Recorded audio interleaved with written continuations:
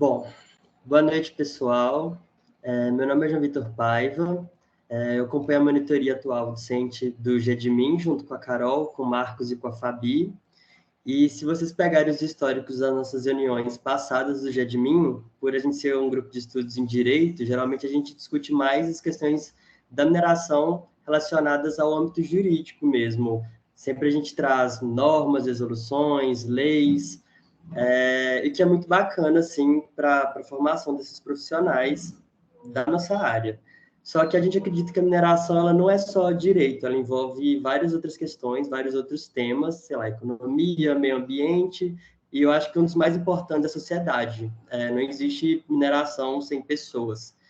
E, em virtude disso, a gente acredita ser muito bacana pelo fato de Admin ser um grupo de estudos, ser um canal viabilizador mesmo de conhecimento, um canal de comunicação, da gente poder trazer aspectos mais sociais mesmo, dar voz a camadas da sociedade que estão sendo influenciadas pela mineração e convidá-los a participar das nossas discussões para que a gente, sei lá, cresça como profissionais, e tem uma outra visão mesmo acerca do que é isso, né? Do que é esse sistema.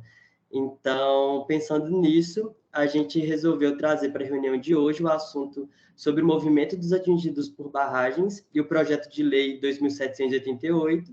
E para isso a gente convidou dois advogados, que é o Arthur Colito e a Daiane. A Daiane, ela é advogada popular do Coletivo de Direitos Humanos do Movimento dos Atingidos por Barragens, e ela é formada e graduanda e mestranda em Direito pela Universidade Federal do Paraná, e o Colito também atua como advogado do MAB, do Movimento dos Atingidos por Barragens, e ele é bacharel em Direito pelo UFMG e pós-graduando em Direitos Coletivos e Difusos pelo SEI. Então, vou passar a palavra agora para os nossos palestrantes, e é isso. Boa noite, gente. Boa noite. Acho que a gente já falou que eu começava, né, Arthur? Pode ser? Pode sim. Então, beleza. Não sei mais ou menos quanto tempo, vocês também, qualquer coisa, me avisem aí. Não sei quanto tempo vocês pensaram. A gente geralmente faz as reuniões até umas 16h20, mais ou menos, e a gente abre uns 10 minutinhos para manifestação mesmo, para o pessoal poder interagir, tirar dúvida, enfim. Ótimo. Eu vou fazendo aqui, talvez nem use todo o tempo, porque eu acho que para a gente ter essa oportunidade de colocar questões mesmo, né? Então, boa tarde, boa noite quase a todas e todos que estão aqui presentes, agradecer bastante o convite de vocês, de poder conhecer também o grupo de vocês, né? E a gente vai, então, hoje conversar um pouco sobre esses aspectos, né, do PL 2788 de 2019, mas principalmente como que a gente chega, né, até esse projeto de lei. E quais são os desafios hoje que a gente está tendo, né? E quais serão ainda os desafios a partir da aprovação desse projeto de lei, né? Então, como o João Vitor já falava, eu me formei aqui na Universidade Federal do Paraná, né? Eu falo aqui de Curitiba, e atualmente eu estou no mestrado, e a minha pesquisa é em torno desses conflitos, né? Mas eu estudo especificamente um conflito aqui do Paraná, de construção de barragem hidrelétrica, mas a partir dessa perspectiva crítica do direito. Então, a minha fala também, né, minha construção teórica também é nesse caminho, né. Então, acho que para a gente iniciar essa conversa, esse momento de hoje, colocar, né, que desde que as barragens elas são construídas, né, sejam as barragens hidrelétricas, sejam as barragens de minério, né? Depois o Arthur vai falar um pouco mais sobre esse contexto de Minas, esse contexto das barragens de minério, mas desde, né, que a gente tem alguns antropólogos utilizam como opção tecnológica, né? Mas isso que a gente tem isso aqui no nosso país, a gente vive e vivencia, né, conflitos socioambientais, e eles E ele vai estruturar, né, essa forma do direito, né, ele se estrutura a partir de uma forma do direito que, o que a gente percebe, né, que hoje, ela não tem respostas para solucionar esse problema desse conflito, né, então, primeiro, colocando isso que só o direito por si, né, acho que com a perspectiva do grupo, é entender que o direito unicamente, exclusivamente por si, não vai conseguir resolver esses conflitos, mas como é que a gente tem eles como uma forma de contribuir com a alteração desse cenário que a gente vive, né? Então é importante destacar isso, né? Que essas lutas por direitos que envolvem a construção, operação ou os rompimentos de barragens, elas são necessariamente ligadas a uma totalidade de relações sociais, né? Então são diversas relações sociais e é nessa perspectiva, né? Tem uma questão de modelo econômico, de forma de produção, que envolve toda esses conflitos. A gente está falando de conflitos que existem antes mesmo desse nosso processo de redemocratização, né? A gente tem no nosso país barragens que são muito antigas, são da época da ditadura, e a gente também vivenciou, nos anos de 1990, um processo de privatização, né? Especialmente no setor elétrico, a gente tem esse processo de... Então, as barragens que antes tinham sobre domínio Estado, elas passam para esse domínio do mercado, né? Isso também muda a lógica de operar, muda a lógica de atuar nos territórios, né? E o Movimentos Atingidos por Barragens, nesse ano ele completa 31 anos enquanto um movimento nacional, né? Mas ele já, antes mesmo, ele já vivenciava experiências regionalizadas de organização nas populações atingidas, que tinham e que tem como objetivo, especialmente esse, né? O reconhecimento e efetivação dos seus direitos, né? Então, quando a gente volta para olhar quais são as normativas, né, que estão para assegurar o direito dessas populações atingidas, o que a gente começa a evidenciar as grandes lacunas que a gente tem, ou como a gente coloca, as grandes insuficiências para responder e para solucionar esses conflitos, né, essas insuficiências legislativas mesmo, né. Então, no caso especialmente de construção de barragens, né, o que a gente tem, o que opera com grande força nos territórios, é o decreto de desapropriação por utilidade pública, né? Então, não havendo acordo, ou mesmo antes de iniciativas de acordo, o que opera são ações judiciais a partir desse decreto, né? A gente está falando de um decreto de 1941, né? Então, quando nós também falamos que há essa mudança, né, na forma de construir as barragens, a gente também está falando nessa mudança temporal de perspectiva da sociedade, né? E como todo empreendimento, ele perpassa pelas fases do licenciamento ambiental. Porém, quem tem ou uma vivência de trabalho ou de estudo, né, com licenciamento ambiental, já deve ter percebido como ele também se demonstra insuficiente para a gente, para ter essas previsões de direitos sociais, né? Então, se a gente pega uma licença de instalação, uma licença de operação de um empreendimento, a gente vai identificar diversas condicionantes e muitas vezes dentro dela a gente vai ter uma, às vezes duas, que vão tratar das populações atingidas, que vão tratar desses direitos sociais, econômicos, direitos culturais, né? Então, essas ferramentas que operam, elas vêm se demonstrando insuficientes, né? Não respondem ao dano na reparação, na mitigação do dano que são causados por esses empreendimentos, né? E o que a gente também percebe quando a gente trata de povos e comunidades tradicionais, a não aplicação da 169 da OIT, né? Então, ainda que a gente nós tenhamos essas previsões, que numa avaliação que a gente faz dentro do movimento, ela é muito desigual com as legislações e as garantias normativas que são dadas para as empresas, né, que constroem, operam esses empreendimentos, né. Então, quando isso acontece, né, quando a gente vê, especialmente, iniciativas de judicialização apenas pela aplicação do decreto da utilidade pública, né, sem essa devida observação, né, dos direitos humanos, dos direitos econômicos, sociais, culturais, dos direitos ambientais, né, dessas comunidades, o que a gente percebe é que, como o Conselho Nacional de Direitos Humanos já identificava no relatório de 2010, né, que há uma sistemática violação de direitos humanos das populações que são atingidas pelas barragens, né?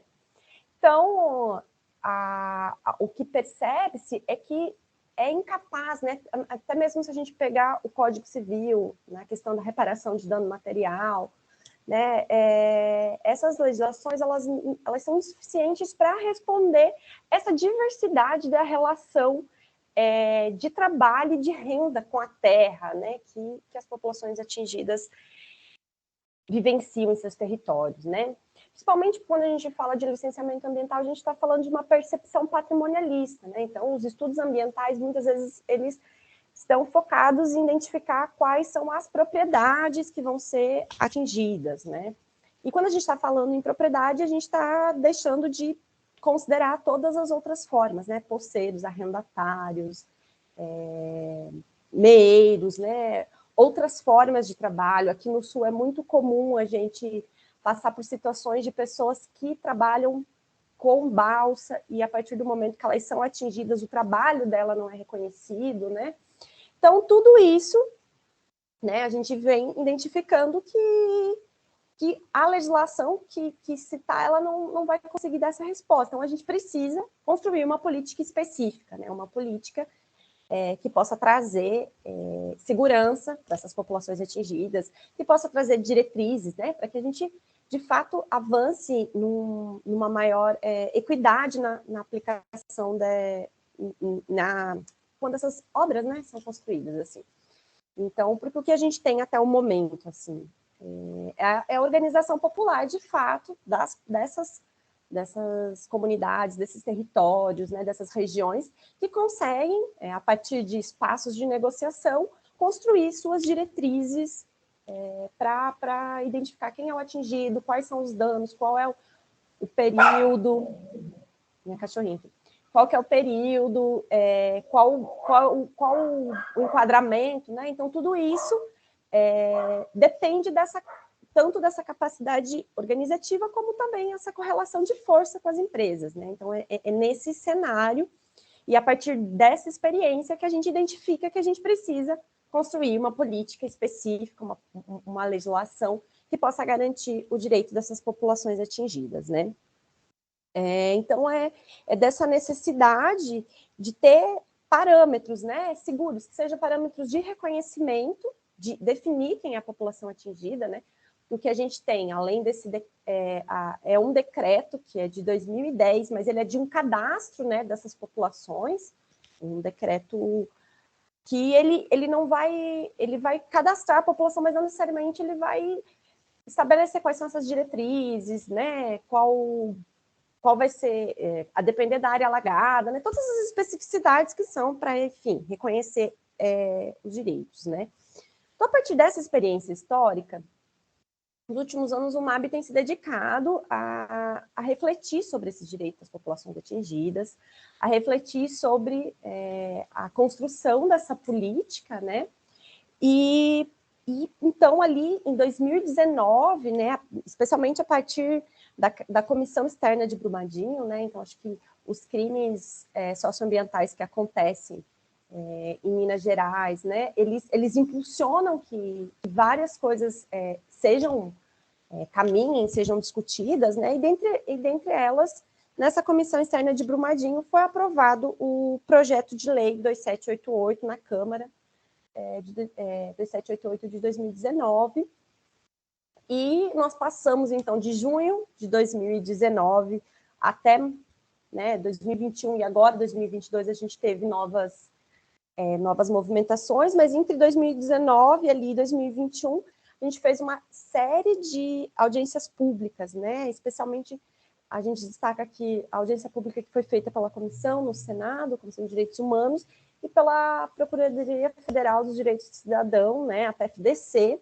e que foram momentos muito importantes para que a gente pudesse colocar esse tema, colocar a política para discussão e trazer outros atores, né? Então, trazer as instituições de justiça para falar, trazer as universidades, né? Então, com isso, a gente conseguiu também envolver as universidades, vários grupos de pesquisa que fizeram seus pareceres sobre o PL, né? E daí agora, em 2022, então, a gente tem essa aprovação na Comissão de Meio Ambiente do Senado, e é um momento em que o texto ele passa por uma profunda alteração, né? Então, o texto, em alguns aspectos, ele é modificado, ele é, inclusive, tecnicamente qualificado, né? Porém, também a gente percebe que algumas questões que antes estavam previstas na aprovação da Câmara, elas são retiradas, né? Então, a gente também está num processo de análise e de estudar e pensar caminhos para a gente ter uma política de fato, né? Uma legislação que seja efetiva, né? Mas, enfim, o que prevê, né, essa política, esse projeto de lei, assim? Então, ele prevê quais vão ser as barragens que vão ser enquadradas, quais as situações em que essa lei será aplicada, né? Quem são esses atingidos, né? Então, ele define quem é essa população atingida e quais são os requisitos para que eles sejam identificados e sejam amparados por essa legislação, né? Ele coloca também quais são esses direitos, né? Qual a indenização, o que é indenizável, né? E quais são os aspectos que devem ser observados. Ele também prevê a criação de um comitê tripartite entre empresa, representação dos atingidos e o poder público, e que é nesse comitê, nesse espaço colegiado, que vão discutir os programas de direito das populações, né? Então, é uma forma também de entender as especificidades, entender as particularidades de cada local em que a obra vai ser construída, ou ela está operando, ou em caso de rompimento, né? Então, a legislação, ela abarca todas essas situações. E esse programa, né, de direitos, ele também é apresentado em fase do licenciamento ambiental. Então, ele vai ter essa vinculação, né, com o licenciamento ambiental. A lei traz ainda previsões específicas para reassentamento coletivo e que os impactos a serem indenizados, eles têm que ter como ponto central a centralidade do sofrimento da vítima, né? Porque isso é algo que a gente discute muito, especialmente a partir dessas situações dos crimes dos rompimentos, né? Então, de maneira sintética, são essas as previsões que a legislação tem, né? Hoje, no texto, ele atualmente está na Comissão de Infraestrutura e Serviços do Senado. Espera-se que também seja feita uma nova audiência pública, né? Para discutir outros pontos. Há uma grande divergência, assim, com alguns setores, né? Alguns setores políticos, alguns setores econômicos, que entendem que essa política ela não traz uma segurança jurídica para as empresas, né?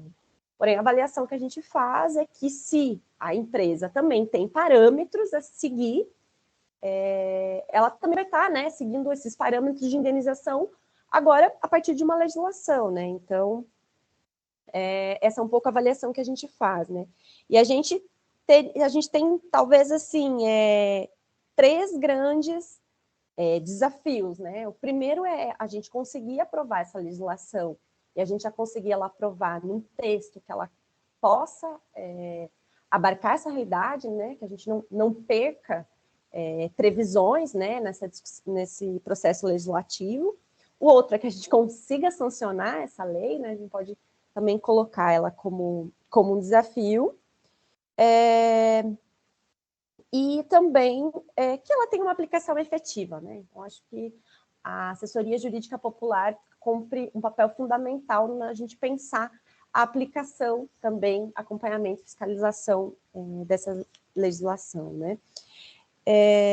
Importante também, por fim, que eu já vou finalizando aqui para passar para o Arthur, quem tiver interesse em ler mais sobre, né, a gente indica aqui algumas notas técnicas que foram feitas ainda sobre a redação que foi aprovada na Câmara, mas que traz esse panorama geral, né, que é uma nota da DPU, da PFDC, do OMA, também que foi feito, e do grupo de pesquisa ECOA, que é aqui da UFPR, que são notas que falam sobre, que fazem essa análise dessa legislação sobre a importância dela, né.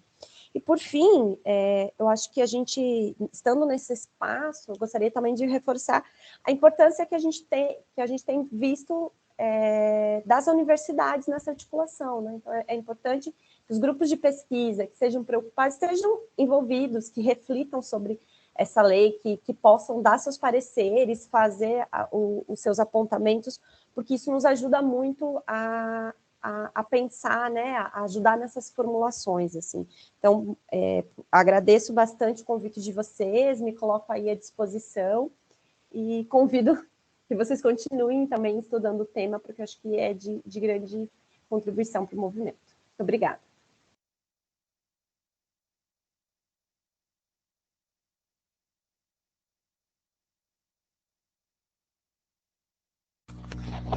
Bom, pessoal, minha vez aí. Boa noite a todos também. Vou estar complementando um pouquinho, né, a fala da Daiane, também mais no sentido aí de trazer alguns aspectos, principalmente em relação a algumas políticas estaduais dos atingidos por barragens que já estão em vigor, né? Então, a lei nacional, né, a política nacional, ainda está em vias de aprovação ali. A gente sabe como o processo legislativo, né, ele é complicado, né, complexo assim no Brasil, mas também considerando a situação mineira aqui do estado, né, onde a gente teve aí grandes desastres crimes, né, para citar aí pelo menos de Mariana, o de Brumadinho também, que causaram aí grandes impactos sociais, socioambientais, econômicos, e com isso trouxeram aí várias questões mesmo, até para o legislativo, e o MAB conseguiu influenciar nesse processo legislativo e propor uma política estadual. É legal também citar que depois aqui de Minas Gerais, o segundo estado que conseguiu aprovar uma política estadual foi o Maranhão, também após o rompimento de uma barragem. E aí eu vou estar enviando também alguns links aqui, que eu vou citar ao longo da minha fala, para vocês terem alguma noção e também se quiserem saber um pouco mais de material em relação a essa questão, tá bom? Bom, eu vou tentar fazer uma apresentação aqui rapidinho, vamos ver se eu vou conseguir, se vai dar certo. Vamos ver. Espera aí.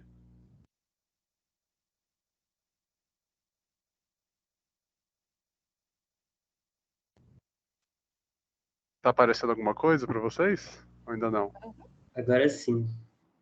Tá aparecendo. Tá. Que para mim não aparece, não. Então, beleza, gente. O número da lei é o 23795, é o segundo link que eu coloquei aqui no chat, tá bom? Esse é no site da Assembleia Legislativa de Minas Gerais. E aí eu vou falar alguns temas rapidinhos, né? Sobre as definições da lei, sobre quais foram os vetos, alguns dos avanços que a gente considera que existem e o que falta ser regulamentado e aplicado aqui na lei. Bom, sobre os avanços, pessoal, eu acho que são três, se a gente fosse tentar sintetizar um pouquinho aí o que a gente ganha enquanto sociedade com a aprovação dessa política, né? Uma das questões é a isonomia, né? Como a Daiane falou, assim, às vezes depende muito de cada região, de cada empresa, ou até mesmo da organização das vítimas, né, as pessoas atingidas, que vai determinar um pouco como que vai ser essa reparação. E aí a política estadual, ela traz uma certa isonomia, né? A gente sabe que esses casos geralmente eles envolvem também um grande número, né, de litigância judicial, seja individual ou até mesmo coletivo, né? Só para citar, por exemplo, o caso de Brumadinho ali, ele tem fácil aí mais de uma dezena de milhares de processos assim. correndo na justiça, né, tanto por via individual, na via coletiva, a gente vai ter aí pelo menos umas 5 ações civis públicas discutindo essa questão. Então, com a política estadual, a gente vai ter ali uma lei que vai conseguir orientar essas questões todas, assim, né, para diversas empresas e para todo o setor minerário. E principalmente no que, né, tange aí as barragens, né.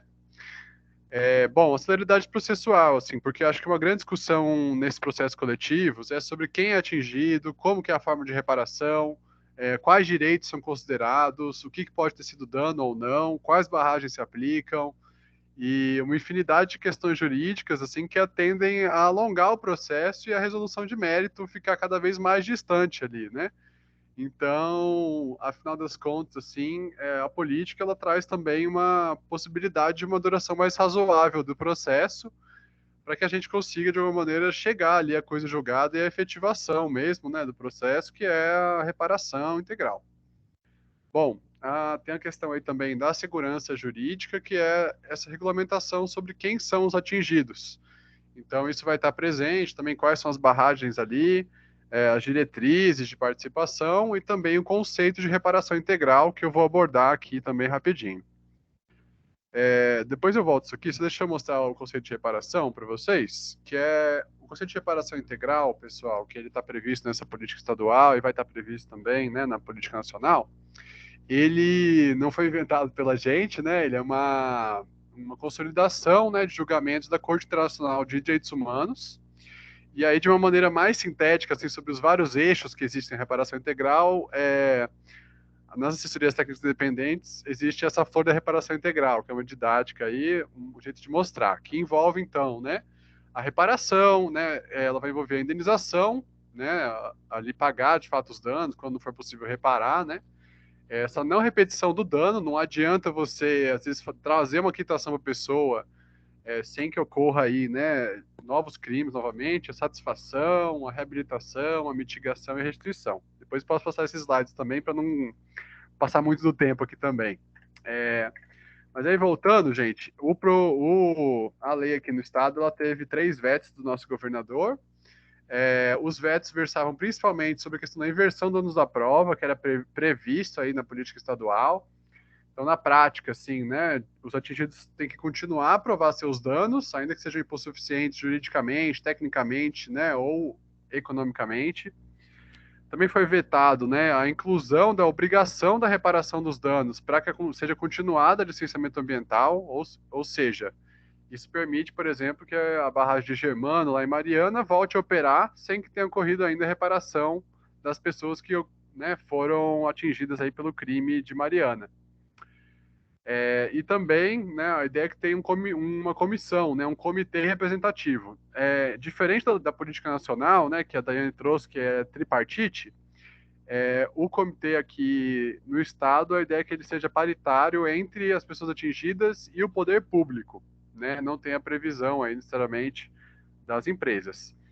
Mas isso também foi vetado a possibilidade que ele pudesse sugerir alguns planos de reparação para as barragens já existentes. Então, basicamente, só vai valer aí para o futuro, né, como toda lei, mas no sentido, né, nem de poder sugerir, às vezes, né?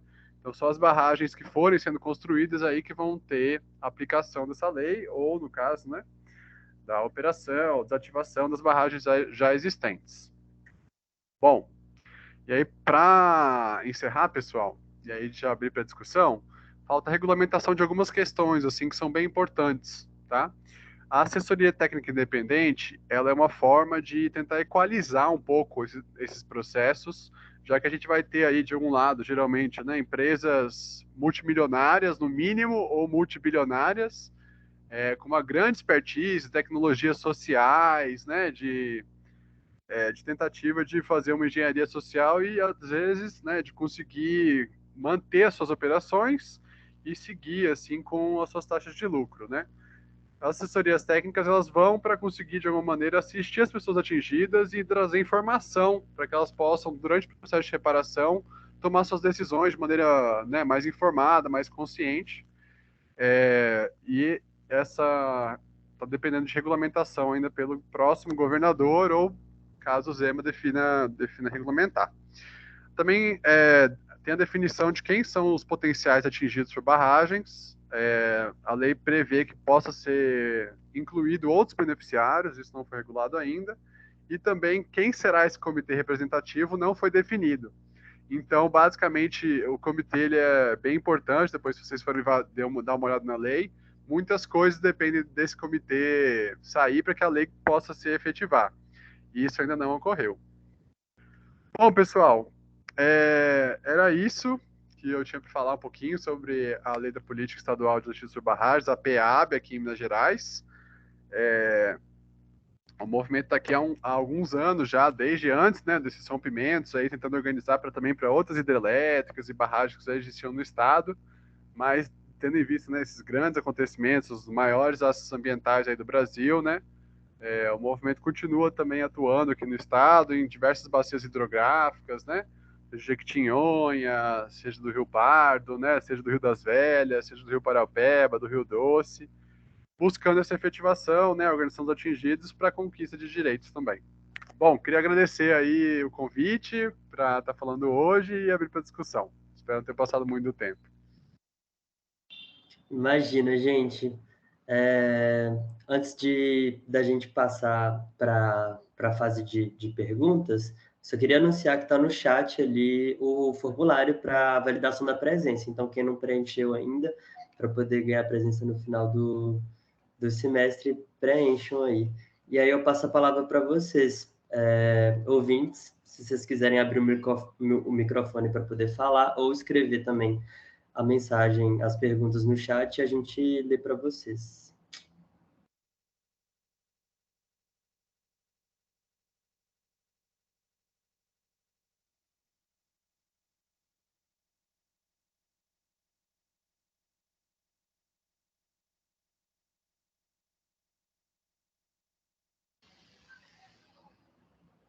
Bom, eu acho que não está tendo nenhuma movimentação, então acho que a gente pode encerrar por aqui. De qualquer forma, eu só queria agradecer imensamente a disponibilidade do Arthur. E tem uma pergunta aqui, da Beatriz de Sá Cavalcante. Boa tarde, poderiam falar sobre os fundos?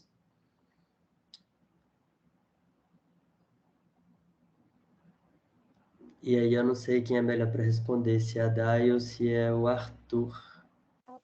Beatriz, é sobre a previsão de fundos de reparação? Essa pergunta? Tem na dúvida. Sim. Você quer colocar alguma coisa das ACPs? Que eu acho que é melhor o Arthur colocar.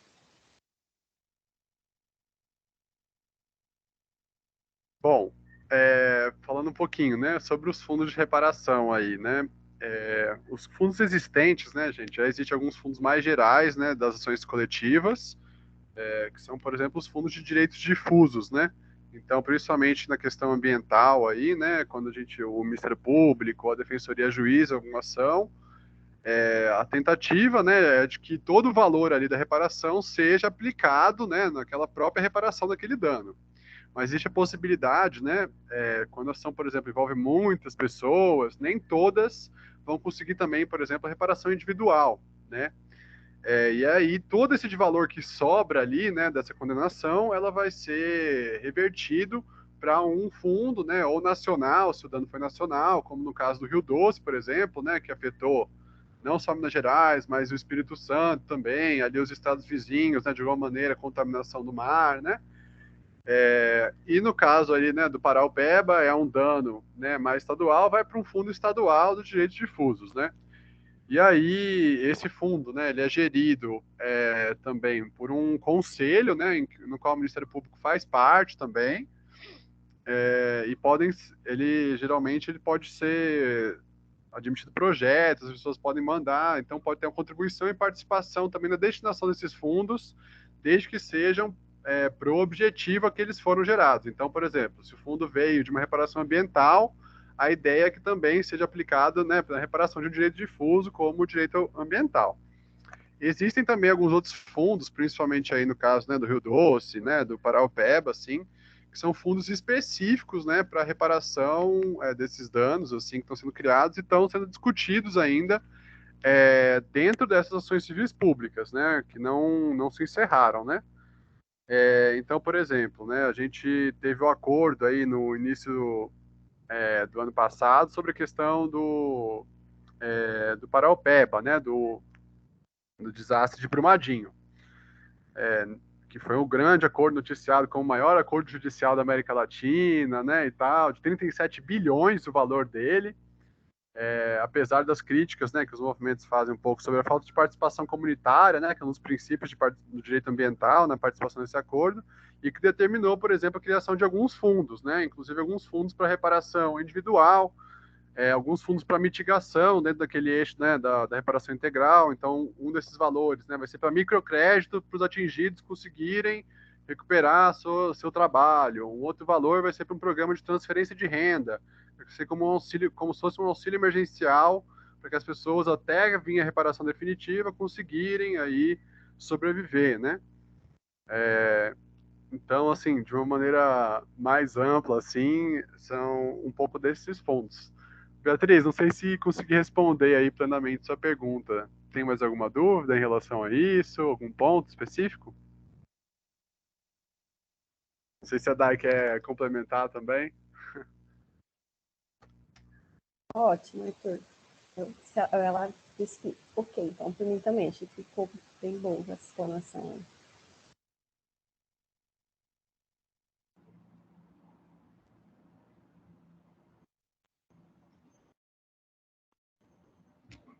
Bom, não havendo mais nenhuma interação, mais nenhuma pergunta, eu acho que a gente chegou na fase final, aos agradecimentos. Então, de novo, agradeço ao Arthur, a Daiane pela paciência, pela disponibilidade, pelo interesse também estar conosco, e reitero o ponto mesmo do GEDMIN ser o único grupo de estudos em direito minerário do país, vinculado a uma universidade pública. Então, é muito importante da gente tratar sobre normas, tratado de direito, mas sobre diferentes perspectivas, porque o direito ele pode ser interpretado por várias pessoas, várias camadas, vários setores da sociedade mesmo.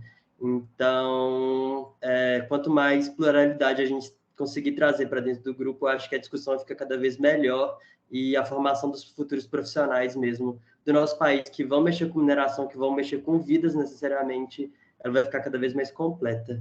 Então, é isso, pessoal. Boa noite para vocês. Fiquem bem e até a próxima reunião. Obrigado, boa noite. Obrigada, Arthur. Obrigada, Daiane. Boa noite, gente. Tchau, tchau.